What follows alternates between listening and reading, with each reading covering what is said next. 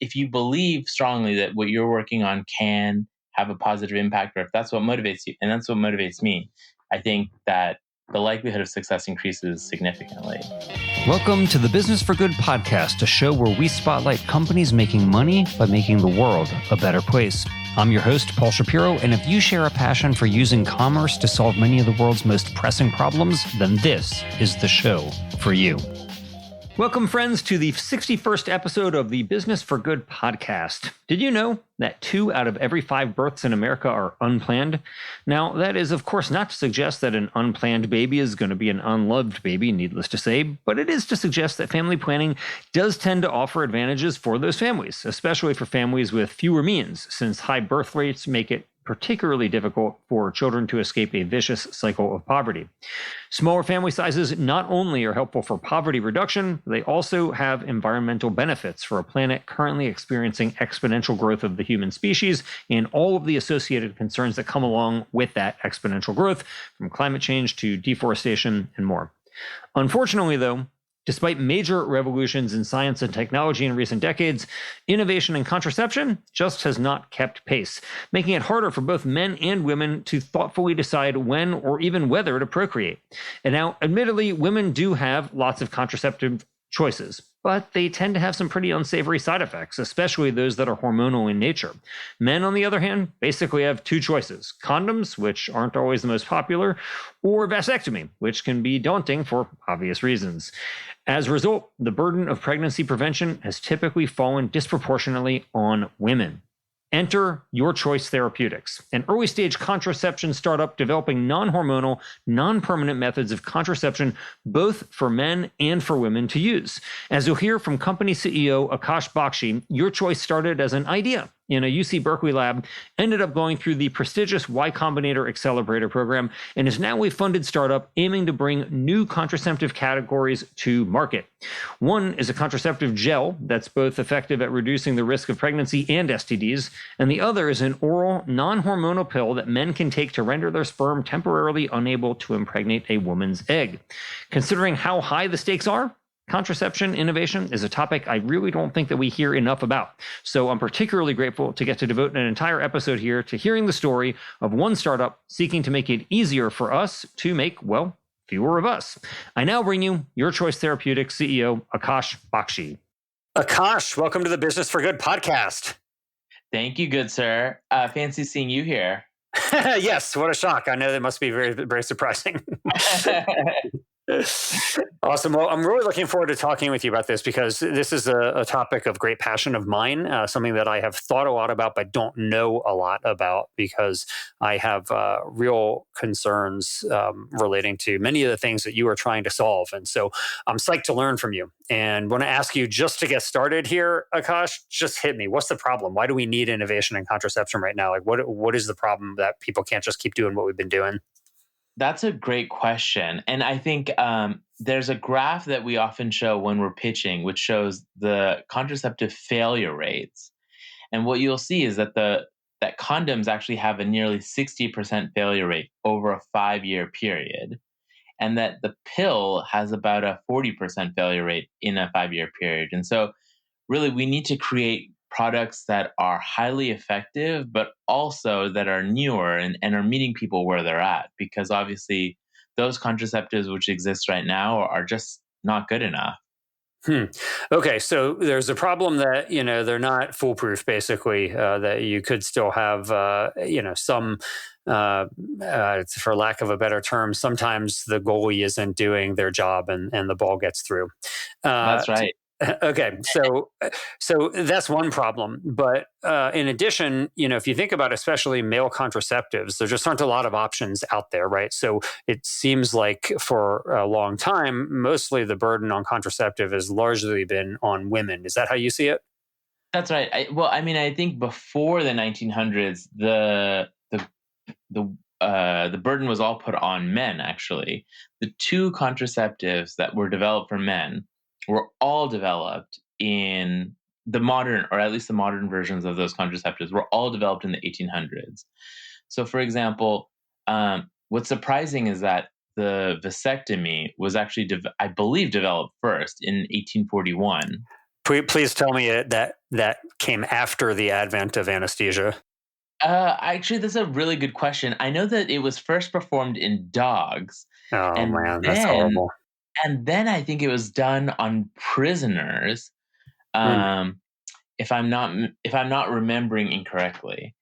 But I mean, what's actually, because if you think about like you watch these Civil War movies and they didn't have pain relief back then, so and that was 20 years later. So I mean, I can't imagine too many men were volunteering to sign up for an unanesthetized vasectomy. exactly, I think it was more of a punishment than anything else. But what's crazy is the next thing is that Charles Goodyear, the man that gave you your tires, also developed the modern version of the condom, the vulcanized, the rubber condom. And it was really him thinking, what else can I do with vulcanized rubber? Which I think also results in where the name rubber comes from for condoms as well. So for men, all of the contraceptives that men have been using have predominantly been developed in the 1800s, let alone what innovations we think may have happened over the 1900s. We're all using old technology. Huh, interesting. So when did it start becoming then the responsibility of women? Because I mean, obviously, still condoms are a big business, but a lot of people don't want to wear them for obvious reasons and they have all types of deficiencies other than that too. So, generally, at least in my view, it has seemed to be the responsibility of women in recent generations to start taking some type of a hormonal supplement like a pill or whatever. When did that come about? This is a very good question. So, because up until that point, there were no real female contraceptives that one could use, and so what's crazy is I think in the 20s, Lysol was actually a vaginal douche to actually prevent pregnancies, and there are ads that at least I've read about, I have not seen, that essentially show that Lysol was used as like a feminine hygiene product that would clean away sperm and keep her family happy by decreasing family size. Sounds Um, about as effective as using disinfectant bleach to prevent COVID. well, yeah, I think it's such a different time and I think that also just highlights what few options were available, that this kind of feminine hygiene product was really what was available to women. But then came, to your point, the pill, and after the pill came the IUD, and then of course you have like injections, implantables, vaginal rings. But what's important to think about is all of these, or predominantly all of these female contraceptives, have all been hormonal based. So it's the idea of how do we prevent ovulation, uh, or how do we use hormones to prevent pregnancy? Um, and so really, it's just one innovation that we're really focusing on, for women as well. And to think that there's no real choice here for women to think of other options or perhaps other non hormonal options, I think that's where, again, why we think that there's such a key opportunity. And so maybe we go back to male contraceptives, because I think you actually hit on how condoms are really not things that men particularly are good at using, and not actually something that they like using either. So like you mentioned, so we can talk about also how hormonal contraceptives are. Yeah, there are many women who don't do well with them, but if the predominant mechanism that men have to prevent pregnancy are condoms, let's just think about how men use those condoms, right? So first off, what scenario are we finding men in? I mean, the likelihood is that they're probably under the influence of something, or maybe they're well, I would assume many of them are probably have maybe drank a little bit, or there's something. The next step is that they're probably also in the dark, right? And then the next step of actually putting on a condom properly is that you have to have an erection in order to properly put your condom on. And then you have to put the condom on. And I think men jump through a lot of steps here as they're putting the condom on, to move past the fact that they actually have to stop doing maybe the fun stuff to get along to the protection part. And that's actually where we see the human error, the human component, bring about a great deal of error in male contraceptives or in the condom. Mhm. And it's what results in like a 17% failure rate for the condom. Wow. So, what led you then, Akash, to co-found the company? Like, why did you think, hey, there needs to be something more here, and that I'm the one with my colleagues here to do this? And what was the problem that you wanted to solve? So really, Nadia and I got together, and so I'll take a step back. So Hmm. Nadia, was a researcher at UC Berkeley in And, Paulina and Lishko's lab. Yeah, and so there's Nadia. What's her last name? Nadia Manowitz, Manowitz. Okay, and Polina as well. And what's her last name? Paulina Lishko. Got it. And so those are the three co-founders of the company. That's right. So Paulina Yeah. Lishko is a faculty member at UC Berkeley, and it was in her lab that they originally identified this target called ABHD2, um, which they identified as a great target for developing non-hormonal contraceptives. And they even identified a plant-based compound which hit that target and ultimately, decreased sperm's ability to fertilize the egg, which is exactly what you need in a contraceptive. Um, and what's even more amazing is that a decade earlier, a group in India had essentially shown that oral administration of that compound in rats actually made them unable to fertilize the egg or to fertilize female rats. And this is So this is non-hormonal. that's right, non-hormonal. Cool. So it was just something that those rats were fed every day that ultimately, resulted in them being healthy otherwise, but resulted in them not getting female rats pregnant. And if you stop taking it, then its effect is no longer. Yeah, that's right. You kick back the ability for sperm cells to have the ability to fertilize eggs. Okay. And so then the idea was this could be something that could be used both orally by both men and women. Is that the idea? That's right. But I have to be honest. In 2018, we only were really focusing on the female aspect of this. We just didn't have the ability to think about how to work on the male aspect. Okay. And so how did you go through the idea of starting a company? This had been researched at UC Berkeley for years. Other people had thought about it, let's say in India, like you had just mentioned, Akash. But at some point, you thought to yourself, I want to actually move this out of the academic realm and into the commercial realm. So what happened? Like, where did you start to come up with this idea for a company? So the idea phase was actually just, Paulina and Nadia had written a paper. They were looking to spin the company out and had applied for grants, and we were just then um, looking for additional funding to move that program forward. And we're just super grateful that we got into Y Combinator, which ultimately gave us that first tranche of capital to leave our jobs. And And for really, those who aren't familiar, Y Combinator, the prestigious accelerator program that gives you, what is it, like $150,000 in exchange for, I think, 7% of your company. Is that right? And then that's they right. also get a lot of mentoring to help get your company off the ground.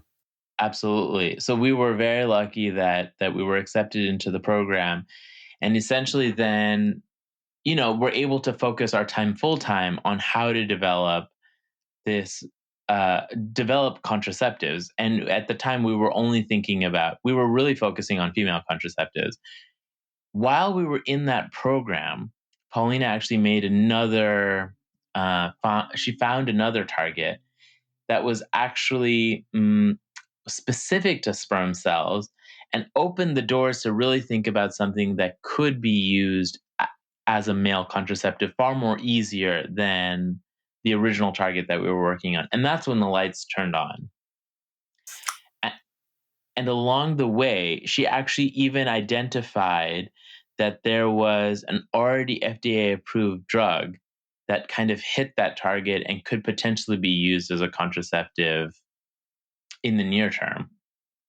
So the It, company kind of flipped on its head. If you think about it, we mhm. started a company saying we're going to go look for a molecule to develop into a contraceptive, And while we're in Y Combinator, just towards the end, all of a sudden, look, here's another target, and here's actually a drug that you can develop into a contraceptive. It was just flipping the company on its head almost entirely.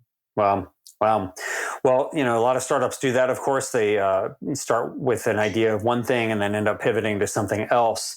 Do your co-founders, Nadia and Polina, share your concern about, making contraceptive easier, not just to help the people using it, but also as the other benefits that you all talk about, which is smaller family sizes can do, both for the children who are born, so they have more resources available to them and a greater chance to succeed, but also to help address some of the climate problems that you guys have talked about as well with this.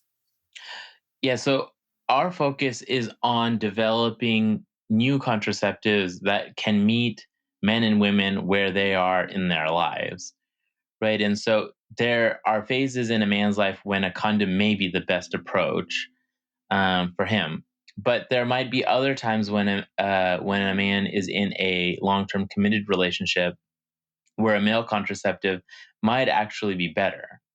And similarly, there are likely times in a woman's life where hormonal contraceptives are just not cutting it, and there's still a need to prevent pregnancy. Um, and either, because hormonal contraceptives do come with side effects.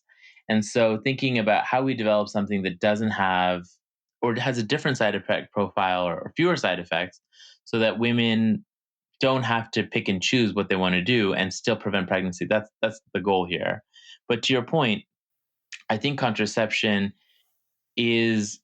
it plays a really important role in socioeconomics. It also plays an important role within how we think about climate change as well, right? Because to some extent, climate change is happening because population growth has just been, exponential, right? And so it's important to consider that even in the United States, unplanned pregnancy rates are nearly 42%. And so if that's the case, and 2 out of 5 pregnancies are unplanned, if we created better tools, I wonder if we could show that number, that 2 in 5 unplanned pregnancy rate would go down. And of course, that would have a positive impact on the climate. And I think also it would provide better opportunity for those that are on the lower rungs of the socioeconomic strata to be able to save more or be able to not dip below the poverty line. Right. Exactly. So, the evidence is very clear that, especially for people with fewer means, having fewer children really is part of the ticket to escaping that cycle of poverty. And there are other environmental benefits that you allude to as well. So, let me just ask you, Akash, why is it that there aren't more male contraceptive options? I mean, pretty much the options are condoms or vasectomy, right? So why is it that there hasn't been more innovation in male contraceptives over the past several decades? I think the easiest answer is probably it's hard. And so, and I don't know, um, it's hard. And so I think developing that final product is not for the faint of heart. But at the next level, I think the idea that a man would be willing to take on the burden of contraception or family planning might also be considered something new as well.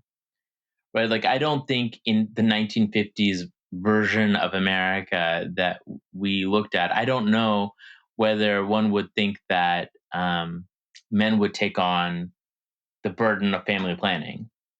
And I think another way of thinking about that, perhaps more crudely, is to think about what did paternity tests do to the burden of family planning or unplanned pregnancies. So if you imagine pre 1980 or 1990, when paternity tests were not as available, if a woman had an unplanned pregnancy out of wedlock and she said, I think that this is the father, that gentleman could of course say, no, that's not my father, that's not my child, and there's no way of moving that forward. And I don't think it's until and this is of course not my data. This is actually a report that I read from a pharma company who actually showed that, as paternity tests became available, men then became interested in preventing unplanned pregnancies because it was the first time that their lives ultimately changed as a result I of can imagine the unplanned stakes. pregnancy. I can imagine the stakes get a little bit higher when there's all of a sudden some evidence there. Exactly. Otherwise, it's just no. And Yeah. actually, the report actually said stuff like, that men would say, "Oh, she's blaming me," but imagine if she was with me, she was probably with so many other men, and they're the ones who are actually the father of this child, not me, and they're able to run scot free. And yet, it's very clear that this woman's life has ultimately changed. Right, right, of course. So my understanding, and tell me, Akash, if you think this is wrong, is that attempts to create male contraceptives in the past have had some pretty unsavory side effects. So some of them that just could never get off the ground would be things like side effects like reduced sex drive or even erectile dysfunction, other things that pretty much no man is going to sign up to take, right? So is that like, how are you, is that all because they've been hormonal in nature, comparable to the pill? And if so, how are you getting around that? I know that what you all are doing is not hormonal, but how can you guarantee that there aren't such deleterious side effects associated with the your choice answer here? It's a really good question. And so, I think what's funny is that many of these side effects that we say are non-starters for men are the base side effects that women deal with day to day with the pill, right? So they deal with headaches, the same that have been shown for men. Decreased sex drive is there for both couples. Weight gain is there for both. Tender breast is there for both. And so, really, you're looking at a product, at least for the hormonal male and the hormonal female contraceptives, you see very similar side effect profiles. And yet, you see that women are willing to take on this risk benefit profile of taking on the risk of hormonal contraceptives because, again, unplanned pregnancies drastically change their lives. And so, to your point, Hmm. we really do have to be somewhat sensitive to to developing a product that men will be able to stomach and ultimately continue using. Um, and I think the way that we're doing that is, or the way that at least we're trying to do that is by focusing on just sperm cells and not developing a drug um, that has side effects to um, other, I don't know how to say this in another way, other targets or other proteins, right? Hormones are very non-specific. They are able to, go through your entire body and have a cascade of effects that we see. Um, what we're hoping is that we can develop something that is specific to sperm cells and not to other types of cells, so that the effects are really specific Hmm. to decreasing either sperm motility or sperm count. Interesting. So how far are you? You say what you're trying to do. So just tell me, Akash, like how much money have you all raised and how close are you to actually achieving that goal of creating something that has all those characteristics that's effective without the side effects? That's a good question. So for the pill for men, I think we're still a decade away. And we've raised $1.8 million, and part of that money, of course, has gone to developing the pill for men. But what we've also found on the way is this other compound that we're developing as like a vaginal lube, um, that can prevent pregnancy, but also prevent the spread of STIs as well. Hmm. And so that's actually the product that we see going into the clinic first. So if we perhaps rewind a little bit, right, and think about what options are available to men and what options are available to women and how they differ, right? Men are left with condoms, which we call on-demand contraceptives that you could use just before intercourse to prevent pregnancy. And I think to some extent that changes the psychology of how men approach intercourse, is that don't, like, they're ready whenever because all you need to do is have a condom. Women, on the other hand, predominantly all of the options that they have available to them are those that have to be used 3 weeks before intercourse happens. And it leaves women in a position where, they're planning to protect themselves in case they have intercourse. And those options that are available on demand, like spermicides or diaphragms. Diaphragms are similar to condoms in that they're a barrier-based approach, but have lost favor almost entirely in most of the world. And spermicides are not highly effective, and those spermicides that have been developed um, prior to the 2000s, all of them actually increased women's risk of getting HIV. They use a product called nonoxynol 9 and cause vaginal irritation. So really, women are left with no great on-demand contraceptive option. And so kind of one of the products that we're developing is this, vaginal lubricant that women can discreetly keep in their purses and just apply just before intercourse that would prevent pregnancy.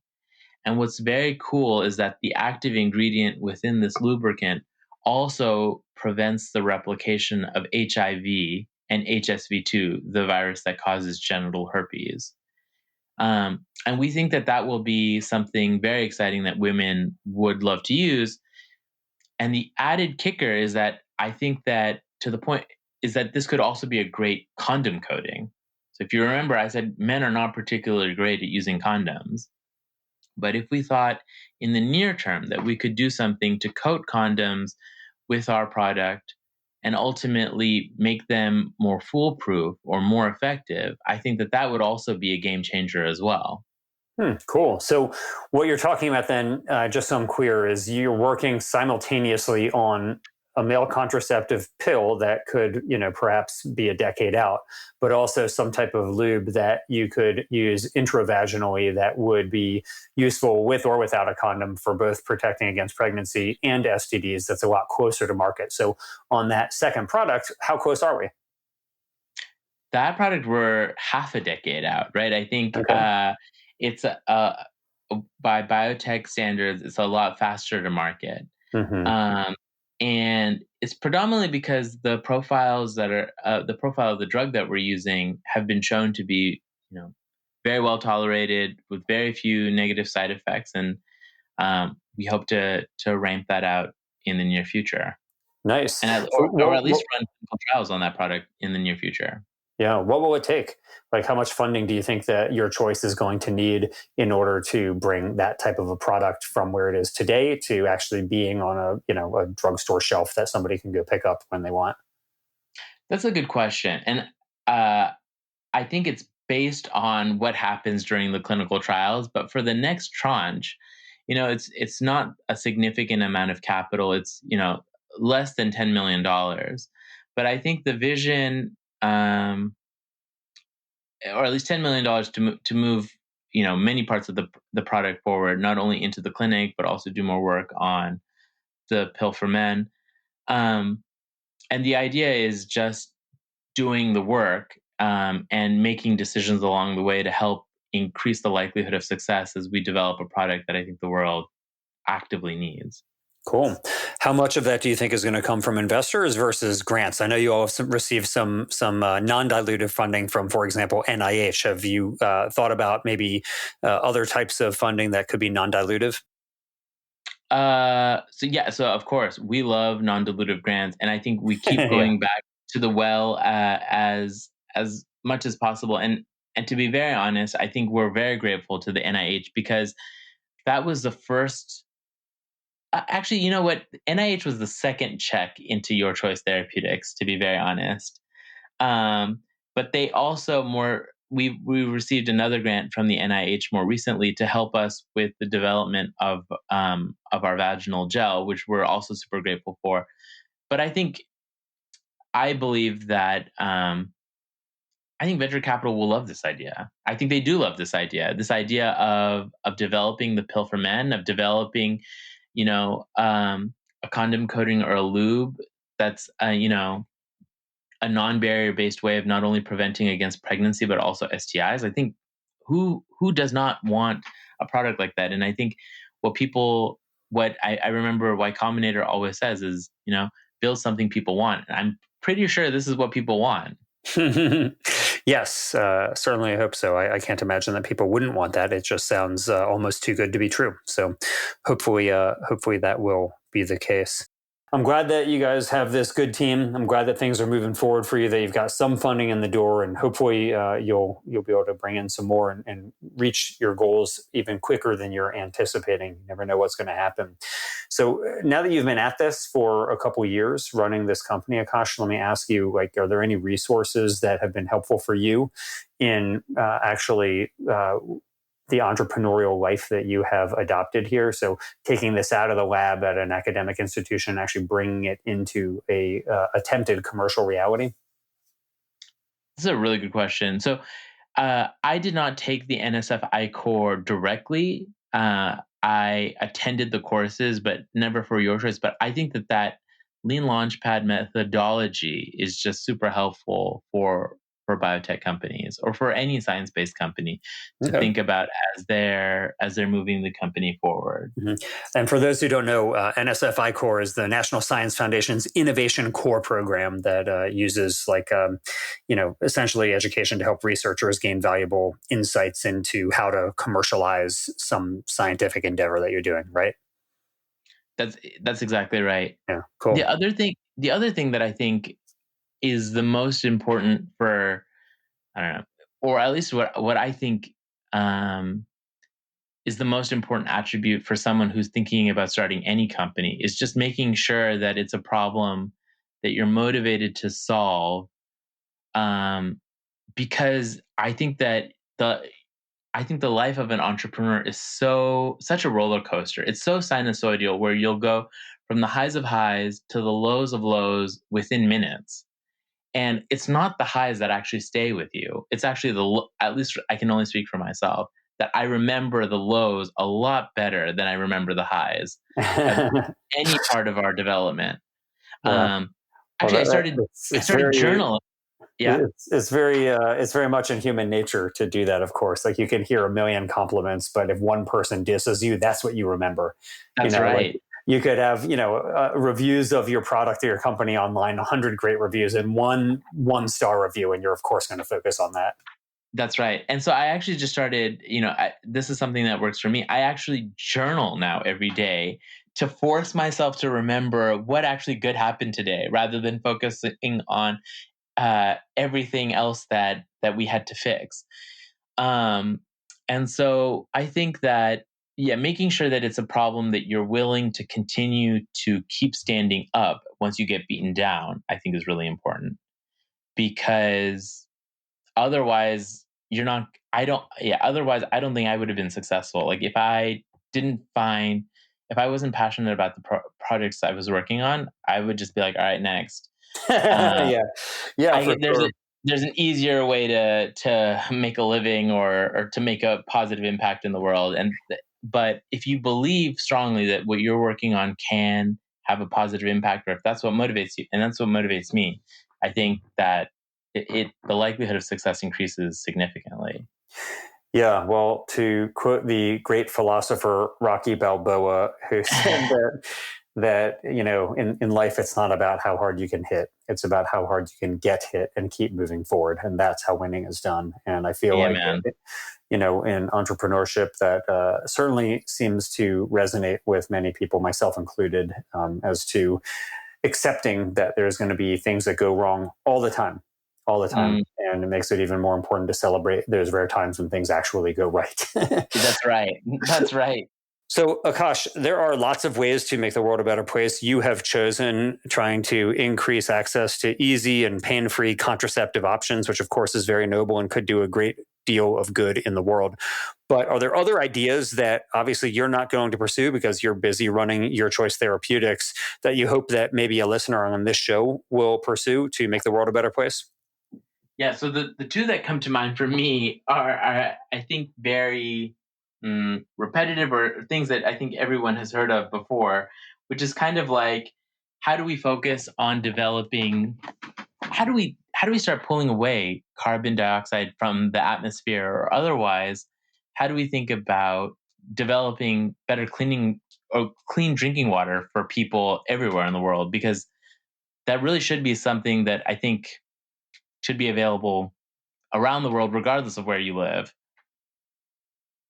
Yes. Well, those are both good topics. And interestingly, so we've done episodes in the past on both of those. So we had on a very inspirational entrepreneur named Graciela Cincholninsky, who's the CEO of Global Thermostat. And what she's raised tens of millions of dollars so far to innovate on ways to suck CO2 out of the atmosphere. And, I think, a lot of people, think, well, shouldn't we just focus on reducing emissions, which of course is very important. But I think at this point, we're so far beyond where we need to be that we need to be doing both reducing emissions and sucking CO2 out of the atmosphere, because otherwise I think there's not much chance that we meet the climate goals that we have to meet. So that's one. And we also had on a company called Flow Water, which is doing some really cool things to make it easy for people to filter water right on site. So, but hopefully there will be more companies in these spaces, and maybe there will be somebody listening to you, Akash, on this show, and that'll push them over the edge to finally take that dive and go start their own company on one of those topics and do something great. And in the future, we'll have them on this show, and they can tip their hat to you and say that they were motivated by that guy from Your Choice Therapeutics, and that they did this. So that would be very cool. Yeah, do it, because I think that you learn so much through entrepreneurship, not just about what you're working on, but just about yourself. And I think you learn it's something that you learn just by doing rather than, but I do think that hearing other people's stories and having just good founders outside of your own space is really great also, because it allows you to just check in on reality to see, like, am I alone in how I feel about things? So yeah. Yeah, for sure. So start a company, especially if you think you're going to do some good. Amen. Well, I couldn't agree with you more that the best way to learn is simply to do it. A past guest on the show used the analogy where she said, if you want to learn how to play soccer, you can read as many books about it as you want, but the actual way to learn is to play soccer. And I think that is the same here. So hopefully you have inspired some people to get on the field and start playing themselves, Akash. But I'm grateful for what you're doing. I appreciate everything you're doing, and I'll be cheering for you from the sidelines as you continue to develop these products and hopefully get them on market a lot sooner than you anticipate. Thanks, good sir. Thanks for listening. We hope you found use in this episode. If so, don't keep it to yourself. Please leave us a 5-star rating on iTunes or wherever you get your podcast. And as always, we hope you will be in the business of doing good.